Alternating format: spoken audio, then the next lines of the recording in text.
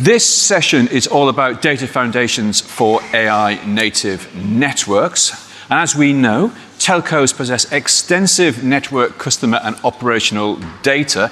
Yet, as we have learned at TelecomTV on our reports, 2/3 cite data integration and management as their top AI implementation challenge.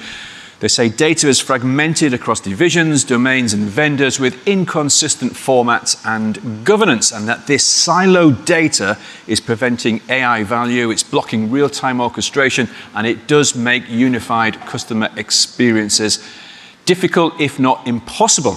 So, with that said, let's meet our panelists, and just like Ray did in the first two sessions, I'm going to ask our panelists to briefly introduce themselves, starting on my far left with Vish. Hi, good morning, everybody. My name is Vish Mathur. I'm the Chief Commercial Officer at the Telecom Infra project. Thank you. Good morning, everybody. I'm Regis Nurboom, Vice President of Product at InfraVista. Been in the industry for about 20 years. Hello, everyone. I'm Itsuma Tanaka from NTT Docomo. Nice to meet you. Diego Lopez from Telefónica. Since 2 months ago, are now responsible for data and enablers, which is something that is highly appropriate, and thank goodness totally. for that job move. That's great, Diego. Welcome, all of you. Diego is our DSP co-host for this session. So before we begin our actual panel discussion, I'm going to invite Diego to take to the podium to deliver the DSP leader's address.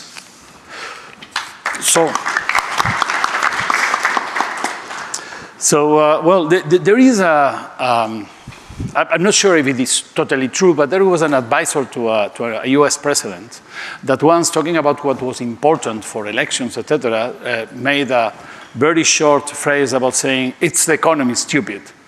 I have used that in the past in a couple of opportunities, among other things, because it's extremely useful for calling stupid your senior management, for example. And this is something that is always something that you can get some advantage from, but it's true, and if you think about it, when talking about AI nativeness or whatever, it's about, you can summarize it, or I would summarize it as it's about data, stupid. It's a core thing, it's a basic substrate that you need for making anything happen with AI in networking or in any other reasonably complex enterprise. And for that, what we are trying to have is thinking about how to build data architecture, data solutions, data infrastructure that, in my view, has to have three main properties. One is that it has to be open. It has to allow you to plug and unplug different elements in a way that allows you to freely play with different models, different sources of data, different consumers of data, not to forget that AI modules inferences are at the same time consumers and probably sources of data for other elements. For this, for example, we are working in ETSI in building this and standardizing this and building the necessary standards and ontologies, semantic models, etc.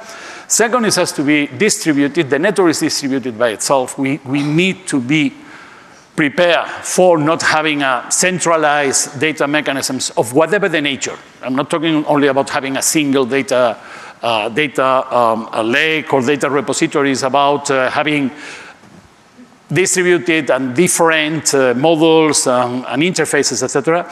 And finally, and most of all, it has to be trustworthy. You need to trust the data. You need to trust the data you're consuming, and you need to trust the data you are producing. And for this, basic is identity. It's identity everywhere. We need to identify every single piece of the machinery.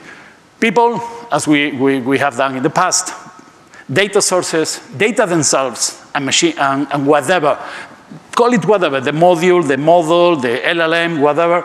And this is something that we are trying to experiment with on how we build this reliable, trustworthy, identity-based system in In a couple of research projects we are currently involved, for example, one that is very much focused on this, applying this to security and securing the use of AI, like iTrustCG. With these three properties at hand, I believe that we will be able to build the data substrate to enable in the, whatever AI native telco is, which is something that we had to sort out. Thank you. Thank you. Great, thanks very much for setting the scene there for us, Diego.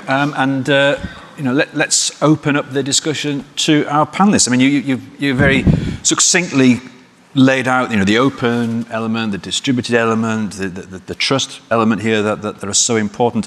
But I'd like to start by just trying to understand just how fragmented telco data is at the moment, because we hear about it a lot, but just to what extent it is and the problems that might cause.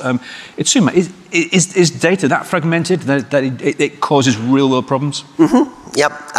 Well, let me explain first of all how Docomo deals with this. We're trying to build one big common data foundation, okay?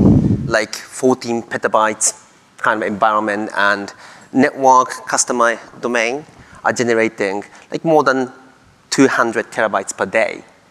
Okay? And they're also coming from like more than 70,000 base stations, everything.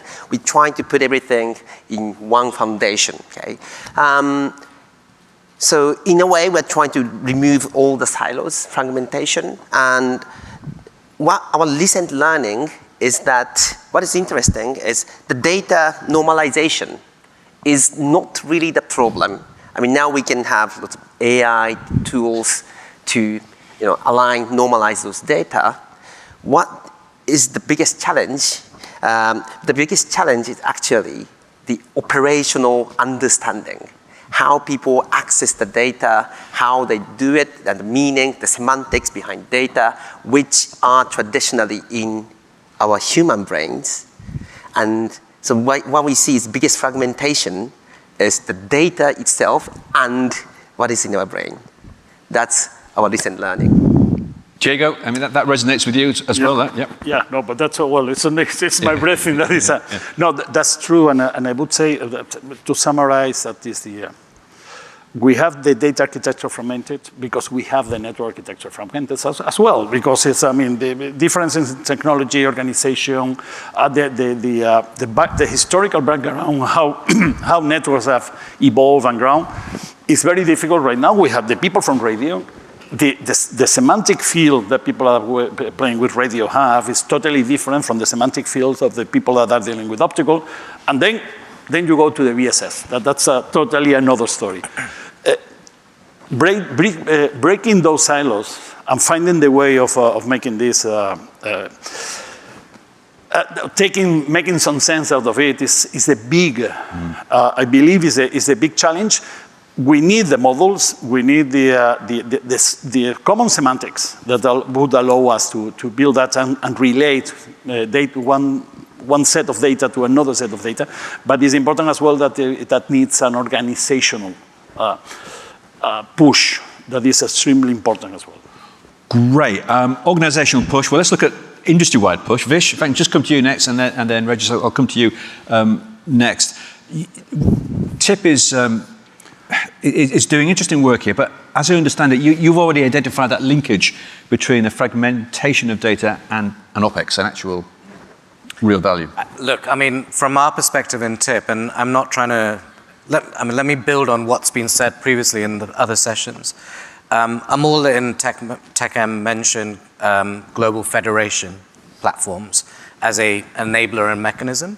And George, in the previous session, talked about intent-based and then closed-loop sort of automation techniques. I think, generally speaking, if you look at the telco industry, there is a good 60–70% of OpEx burden from IT and network systems because of the fragmentation. So we recognize that. And there are mechanisms now to try and channel data and harmonize data, whether it's using off-the-shelf tools from Snowflake or Redshift or whatever. But actually, what we feel is really important is to have very specific use case-driven approaches that actually then leverage a global federated set of language models and use the data in the right way. So if you end up doing that, and then you can be very specific about, and maybe, TM Forum has got a very good landscape of, fault resolution, energy saving, these types of use cases. These are common across the industry. So effectively, let's create a standard approach to trying to work out how do you use these platforms to really drive forward a level of incremental benefit. And the benefit has to be business related. There has to be OpEx burden release because you're being much more specific about which domains, which scenarios, which use cases you're trying to drive forward. And then from there, it releases a little bit of operational pressure for the operator to then drive forward new outcomes, basically. Thanks, Fish. And Regis, what are you seeing from conversation with your customers when you're developing your products and solutions? What's your view of the fragmentation at the moment? Well, whether we think that the data architecture itself is fragmented or not, I agree with Itsuma. We have big data lakes. All the data goes in there. So in a sense, it's not fragmented. What's fragmented, in my opinion, is the awareness of the data and the understanding of the data. We're lacking expertise. And that's all back to the people. We've been talking about the people this morning already. It's because we have teams that are extremely siloed. They understand very well. They actually own their data. They own their processes. But they don't share. They don't expose this data to other teams. Other teams are mostly unaware, and that's something that we see on a daily basis with our customers, whether we work with the planning teams, the validation teams, the operation teams, the customer experience teams. They know the data that they have to use to do their daily job. They ignore the rest of the world, and that's what has to change. So the big question is, that's kind of a chicken and egg thing. Are the teams siloed this way because the systems and the processes are built this way? Or are the systems and processes a consequence of the organization? And either way, we need to break these silos. And our approach, and I agree with Vish on that, is we need to break those silos step by step. Let's start with the team, the processes, the ecosystems, implement use cases, so step by step, work on processes that bring value to create momentum and incentivize all the teams to go after the next use cases. Does it matter where we start on this? Because you just said there, let's start with the teams, let's start with the people. Is it important to start there, or is it up to individual operators and their own situations? Diego? Well, I would say that in general, there is more than with the people, is about the incentives that people have. Incentives, right. Because the point is that right now, and this is something that is not specific of using AI, or it's not specific of network providers.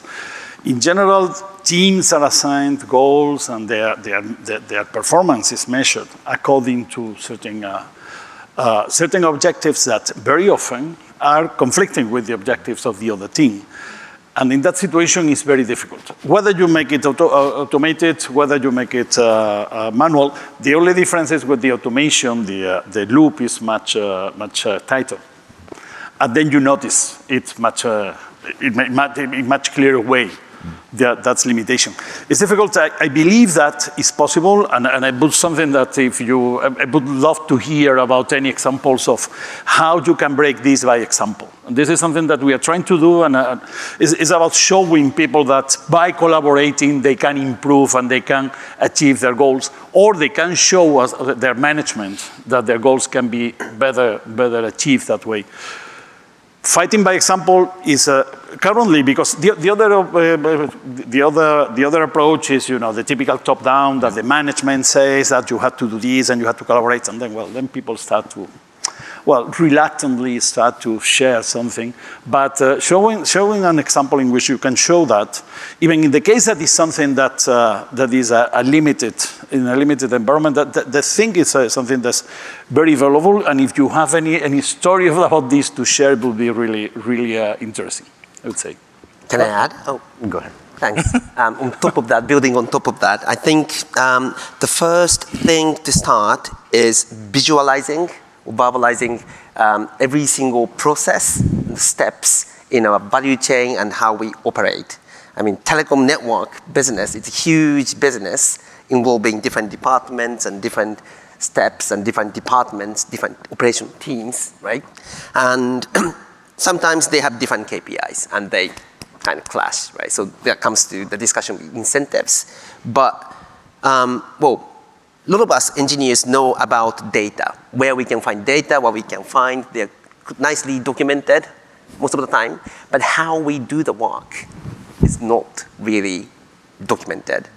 And clarifying those steps, step by step, I think that's where we're working on and the first steps we need to do. Okay, that's great, Itsuma. Regis, you want to come in as well? Yeah, I just wanted to bounce off your question about examples on how we create incentives for the teams to work together, actually to exchange data sources that they have access to. To me, there are 3 different types of incentives. One is providing insights on the network, whether it's network quality, customer experience, even to people that are not deeply familiar with how the network works, like the CXOs now mostly interested in the dashboard kind of KPIs. Well, AI can do that, and that saves a lot of time for them, and it creates trust to them on what AI can bring. The second aspect is on automation, obviously, and there are tons of use cases where automation brings time savings that everybody will understand. Think about root cause analysis. We work with teams in the RAN that spend an amazing amount of time investing in issues that do not occur in the RAN. The root cause is in the core.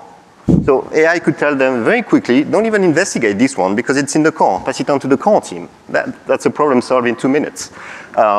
And the third one is monetization. There are also incentives about how do we create new revenue sources through monetization. And there are lots of opportunities between the OSS and the BSS. Can we create some kind of upsell potential promotions in the BSS based on data that sits in the OSS right now? It's impossible without AI connecting the dots and without having the right data foundation for that. So lots of opportunities to create those incentives, in my opinion. Okay, great. Vish, do you want to come in? I just want to build on this wonderful sequence of conversation. I think there is value in some level of standardization and commonality. So if we followed this pathway and we just talked about, like George's example in the last session around China Mobile, really driving forward a scale rollout and deployment of fault resolution. Now, you could actually perceive that to be a similar sort of problem set, challenge, whether it's RAN, transport, or cross-domain, across multiple operators. Now, I think from my perspective, there is an ingredient set of bringing a level of collaboration on the techniques that can be employed at a minimum viable level. What are we talking about? What is anomaly detection, fault resolution? What are the sort of the scenarios that need to be talked about? There can be some sort of requirement set that can be surfaced out, and suppliers and app developers can develop stuff that are very specific. You have the data itself required across those platforms that need to be surfaced up. Now, every single operator will have their own language models. They'll need to keep their data sovereign, resident, but we need to federate that, the intelligence behind it, the training weights, so that actually what manifests above are the enablers, the actual MCP or A2A connections that are required to interface upwards. You can build digital twins in there and test out the applications. But in general, this is what we're doing in TIP. We've got AT&T, Telefónica, Telus coming together, and we'd like more. So if you do that, and you work on a very specific set of use cases, you can start to see the incremental benefit of really building out a platform approach in this way, and start to go from pilot to scale in a much more efficient way, working with the vendor ecosystem and the application ecosystem in the right way. Well, as you said, good pilot to scale. I mean, there's been a lot of linkage between the sessions so far this year's event. I mean, we started in the morning. I was just taking some notes here. Amol spoke of the federated data model during the first session, and then Francesca was talking about the need to be data-driven before you can be AI-driven. So we're talking themes here. But can I move on to the unified data architecture? And that approach, whether it's data lake, data mesh, data fabric, whatever it is you might be talking about, will it really enable real-time access across domains, across customer network domains? Well, as long as it provides two things that they believe are essential. One is a semantic layer. rather than a data model. I mean, if we're trying to properly speak in technical terms, a data model has more to do with the syntax of the data, how the data is structured, and how it is presented, rather than what those data mean. Having a unified semantic model that allow you to make the appropriate transformation. Recently, just an example, we have been playing 2 different teams in our lab. We're playing with different digital twins of the network using different technologies. And the problem is that we found that the way of expressing the topologies were not the same. So the only way that we found that to make transformations that were dynamic was with a semantic topology model that would help us in translating from one environment to the other and back and forth as it was required because of the characteristics of the. And that has provided us a very good experience on how to do this, and notice that with this, it's real time. I mean, it's not pure real time. We're not talking about milliseconds. If you're dealing with semantics right now, probably in the future it will be, but right now we're talking about seconds, but it's about seconds. It's something that is very close to not to network real time, but very close to or within the limits of human real time. This is one thing. The other thing that is essential is a proper governance. And the proper governance that goes is not about you have access to this database or you have access to this set of records. Has to be a much deeper level of detail, a much finer granularity that allows you to decide what to do with the data. And to break this silo, something that is very important is that the people that are in the silo feel confident that the data is not going to be misused, applied when they would not like it to be, and facilitate this inter-collaboration with other operators, with vendors, with regulators, with whoever. And that requires this proper governance, this very detailed governance. But this is operator specific at the moment, isn't it? What's the industry doing collectively to help operators here? Is it, I mean, Vish, I mean, you and I were speaking about a week ago about this, and you know, the fact that seems to be no industry standard, it makes things complex. Yeah, but I mean, hence, it's too big a problem to solve in its entirety. Hence why we're taking a very specific use case driven approach. The data, what comes out as a result is what level of data granularity density is required, and what level of standardization or harmonization is required. There's enough tooling out there to be able to then make sure that that data is purposeful and relevant. Because if the end goal, if the business outcome is to try and show there's cross-functional working, there are business outcomes that are being measurable, that is achievable, then as an operation, you've got to work on the specific functions that need to be transformed, and therefore what's the data required. All around that is privacy, governance of management of use of that data. These are the ancillary elements. Why is there nothing being done so far? Because everybody's looking at it as a big problem. I think you need to just focus in and have very specific functional use case driven approaches and build from there. Make sure it's not just POC, go for scale. You know, create the model to try and drive that. Work with your vendor ecosystem and drive that through. Regis, do you have a similar thought that maybe we're looking at too big a problem here and it needs to be broken down? Oh, absolutely. I have to say, I don't know if the approach you want to put in place, I second it. It would be great if there was an industry-wide initiative to make that happen. Whether that happens or not, I fully agree with you that it has to be a very dedicated approach that is use case based, step by step.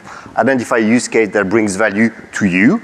Don't care about what the others are doing. Just identify a use case that brings value to you, whether that's savings, whether that's revenue generation, etc. And then go full speed, step by step, implement it step by step, demonstrate the value, incentivize the next steps, and keep the human in the loop initially. You know, we'll go for full network automation down the road. Don't shoot for that. Just keep the human in the loop to gain trust from the teams. Can I mention one more thing? Don't forget there's compute investment in all of this. How much, I mean, I'm sure NVIDIA would love to be selling more GPUs and Intel is here in the wings as well. But the whole point is, I think as an industry, we are investing a lot in compute infrastructure. And that is to drive forward big, large language models that can really surface up and develop out an understanding of data.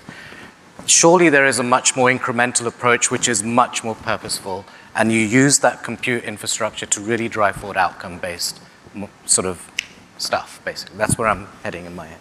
Okay, yeah, Jacob, were you? When it comes to these big, large language models, something that is important as well is that you can, and I'm convinced of that, and I know that this probably is not the most popular opinion in these days, is that, the heavily centralized the heavily centralized language models that requires a huge amount of computing power and power itself. Well, they will be good for certain kind of applications. I doubt very much that they will be able to deal with the kind of tight, predictable, predictable and reliable behavior that we should expect for an infrastructure that is used to run on 5 nines. And we will need to find other mechanisms it's different, for automating the network. Not, for example, for customer relationship. Yesterday, I had to call for a medical appointment, and then I got a voice saying, my name is Sophia. And it was clearly a synthetic stuff. First time didn't work, probably because I was not clear in my voice. It was very early in the morning. My voice was not clear, but then I can try, and that's no problem. I don't feel like, but in the case of something that is 5 nines on critical infrastructure is totally different. We should go for a different approaches, probably smaller autonomous models that are very much focused on a particular matter, and that can be controlled by these language models. And it's about building some kind of, I don't know if it will be a hierarchy or at least a layer structure in which, the current LLMs will play a role, but the ones that are going to play the real role, probably is that those agents that are to come and that are not still there, because right now an agent and an LLM, that's another story. That's another session. We've got a few more of those sessions coming up. But it's all interlinked. It's all interlinked. All this requires compute as well, as you just quite rightly said. No, definitely. Yeah. So, if I can come back to this unified data architecture, will it unlock AI at scale, and what business value will it really drive for the networks and also for customers? You're saying it's 2 separate things here, but what business value is this really driving, having a unified data architecture? Let me share one example, and it's from our sales domain example, because we try to build a big, unified, cross-functional data foundation. And how we build it is that our salespeople can access and can build apps around it. Right? So automate. And for example, let's take enterprise solution proposal. Yeah, and the sales guy can access how is the network situation around their building, the customer insights that we collect for the customer and their customers as well. So everything together, and they make the package. Well, before this data foundation, people could do this, but simply asking. Right? So it simply took weeks or months to consolidate everything and make it a nice package for your sales. But now with this, productivity become 10 times before. So that's definitely a value, right? More productivity, the sales results is definitely contributing, and the more salespeople are happy, the people around them will be more happier to provide more data into this. And the collaboration, that's what is happening. So that's good example. Thanks for sharing that use case. And I would say that there are a couple of other things. One is that the customers can benefit themselves of accessing a certain amount of data. Think about the typical situation in which you are feeling that you are under some kind of attack.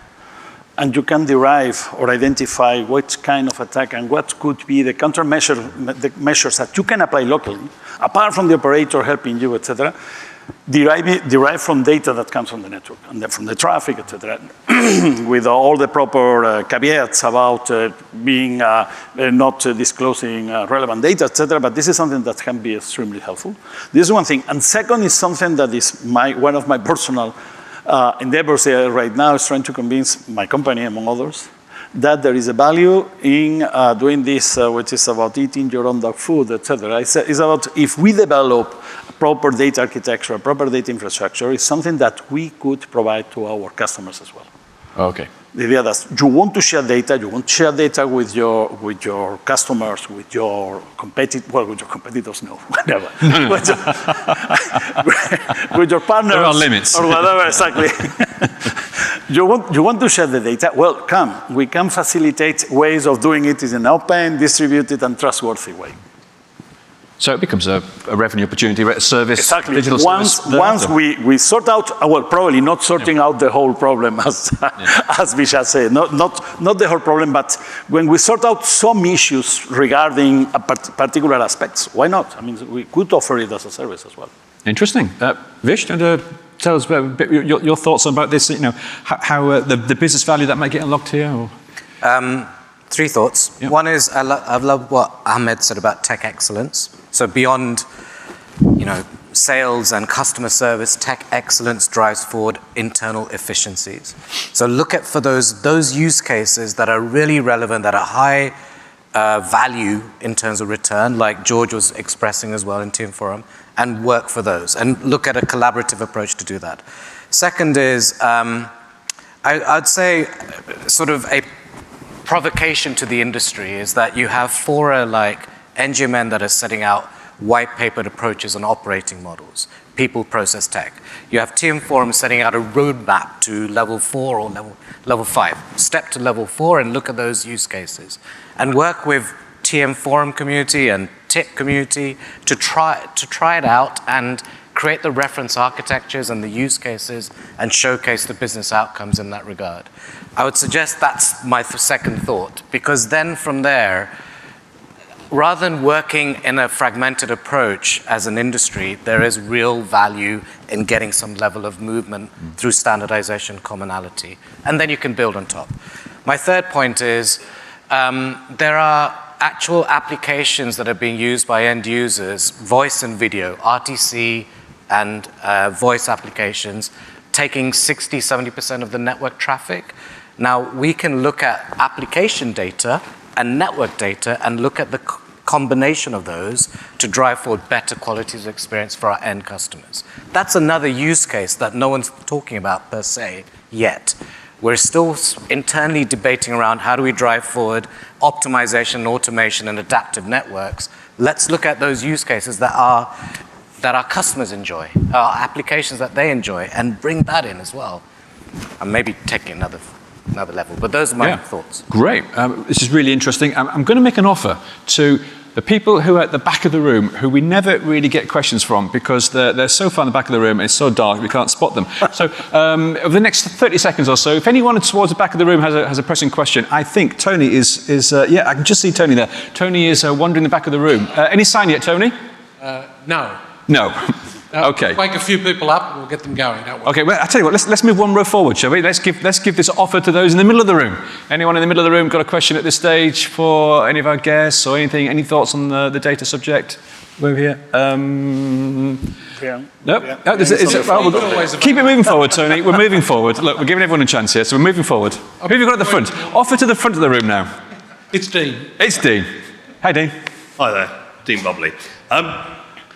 How do you see data being federated between telcos and other infrastructure companies? I'm thinking, say, tower codes for mobile, energy companies which might be supplying grid power to the telco network, neutral hosts or in-building systems.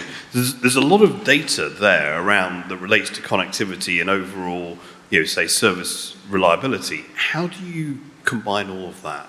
Good question. Who's going to take this first? Volunteers? Well, I will not give a definite answer because that's a very complex question. Of course, that's an ecosystem problem. As we mentioned earlier, to me, that's almost the last stage of that rocket to get there. But I want to come back to some of the challenges of federating that data because they come from different data sources, and we tend to talk about data as a generic thing, like data is data, a data source is a data source, but all data sources are different, very different. They're different in terms of quality, they're different in terms of accuracy, they're different in terms of how they're collected, how they are processed, how they are interpreted, etc., etc. I mean, I'll give you a very basic RAN example. Think about throughput. The throughput you get from PM counters, which is at the cell level, has nothing to do with the throughput you get from a draft test, which is a very controlled environment, which has nothing to do with the throughput you get from a crowdsourcing data, which is completely uncontrolled, and you don't know what application is generating that throughput. We need to teach AI to use these different data sources, these different KPIs together, because there is value in putting them together, but understanding how to use them together without making obvious mistakes in interpreting the data. So to me, data integration is one thing, very important, it's a necessity, but the expertise on the data, on what the data means, how it was collected, what are the pros and cons, what are the time constraints of the data, is this data source applicable to real-time AI scenario, or is this data source more applicable to long-term redesign scenario? All of that is very relevant, and it's completely forgotten if we don't put the expertise, back to the people, on top of the data. Very interesting. Thanks very much for that. Any other comments to that question? Let me maybe talk about Japan's case. There's a government-led initiatives to basically bring all different infrastructure data together, and so that they're hoping somebody will nicely process the data and come up with some use case. It's still in a trial phase, but there are some people trying to do this, but from my standpoint as a telecom operator, it really depends if we need to federate all different infrastructure data. I mean, we don't need everything. As a telecom operator, what we need from like power company may be limited. I mean, as far as we are concerned, like how much electricity we are consuming, potential disruptions somewhere, energy price, etc. So it's limited. And on the other hand, on the other side, for example, like train companies or water companies see us telco as a part of their supply chain, providing IoT solutions. So they have their own context. So probably, I don't know if you call this federated, but depending on the use case and their business objectives, probably will have different data models and how people want to access them. That's true, because the federated world is something in which you can drop almost everything. The important thing here, I believe, is that in the recent years, there have been a development on common data spaces for particular environments. And there have been some that have been extremely successful, like in the automotive industry, and the telco industry have been miserably failed in building such a data space. But the idea of finding a way in which those data from different or disjoint data spaces can be combined, I don't know if they are formally a federation, but they can be combined, integrated, and as Itsuma was saying, it's about not combining everything. I mean, probably we as a telco, you are not interested in every fluctuation of the power in the power grid, but you are interested in certain aspects, as long as you as a telco have the possibility of accessing the data under certain conditions and mixing, it would be extremely interesting, and I believe is one of the most interesting opportunities we have ahead, this integration of data spaces. Great. Oh, thank you. That gentleman seems not to be very... well, I've got to... is that Andrew? Yeah. Let's have a quick question, and we wrap up the session with the final one here. You may regret asking this. Hello, Andrew Collinson, Connective Insight. Why is this so difficult? I mean, so I'm going to be devil's advocate. You're the IT guys. You've got data. The meaning of the data is the key aspect of what this is for. Why aren't your departments talking to each other? Why isn't it easy to create that cross-meaning understanding? Why is it so hard? Okay, why aren't departments talking to each other? Why so hard? Because the representation of the data in general and the way we are processing them is full of precondition of implicit assumptions that are not. They are not even. I mean, they are not. It's not that they're not formally described. They are not even shared. It's like what happens. You remember this issue with some space ship that hits crashed in Mars because somebody has calculated the thing in inches and then the telemetry was in centimeters or something like that. Sorry? The Mars Climate Orbiter. You have it. And this is something, why it was, you look at it and say, well, how could this happen? Because if you are in the US, you think in inches continuously. You come here, well, you still think in miles, We take a hybrid approach. We like best of both worlds. No, but this is an example, but in general, there is this kind of differences that are implicit and not explicit, and you have to deal with this implicit, apart from the formats, apart from from deals like things like the timing, the precision, etc. Then this implicit stuff is something that is difficult, very, very difficult to deal, not only in telco, everywhere. Yeah. Great. Thanks, Andrew. Look, we've got about 3 minutes left, or 4 minutes left, so I'd just like to ask each of you in turn, a final question here. And we've heard a lot of angles, a lot of interesting thoughts, but what is the main imperative that is going to compel telcos to fix their data architectures and try and defragment their silos? What's the overriding, or is there one single overriding imperative that will persuade the telcos that they've got to get on with this job? Diego, have you got a thought of what's driving you most? Wow, is it one and only imperative? Yeah? No, I would say this morning someone was talking about, I don't remember, the OPEX, the OPEX target, reducing OPEX. OPEX is something that weighs a lot to current telco operations, and that's something that OPEX reduction would be essential to start with. Okay, thank you. Itsuma? I think maybe I'm repeating myself, but understanding how we do our business is really the first steps, right? So implicit things, our mental models that need to come out, but it's difficult.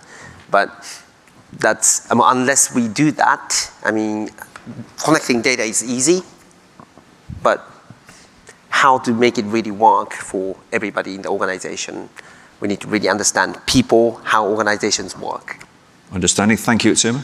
I think different stakeholders will have different compelling reasons to invest. I mean, if we come back to operators needing to monetize more within the enterprises to start with, because there are lots of opportunities, they'll be driven by new revenue generation.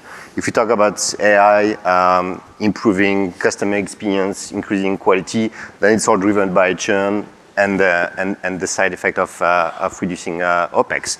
And then if we talk about and if we talk about reducing OPEX, then it's all about AI use cases that bring automation into the day-to-day processes. So depending on the teams, everybody will have a compelling reason to go after it. Sure, great. And finally, Vish? Yeah, bottom line, there's going to be a CXO agenda that's saying, the opportunity is to work out how do I make sure I'm part of the AI value stack, and therefore, if I'm part of it, therefore, what is the implicit sort of financial numbers that I need to be achieving, and how do I start to use this tool set that's available in the industry? Fantastic. Well, we must end it there. Thank you all very much indeed. That's absolutely fantastic discussion. We have to start our next session now, so we're going to start next session straight after this. So we're going to bring our next guest to the stage, and while we do that, big round of applause for our guest now. Thank you very much indeed.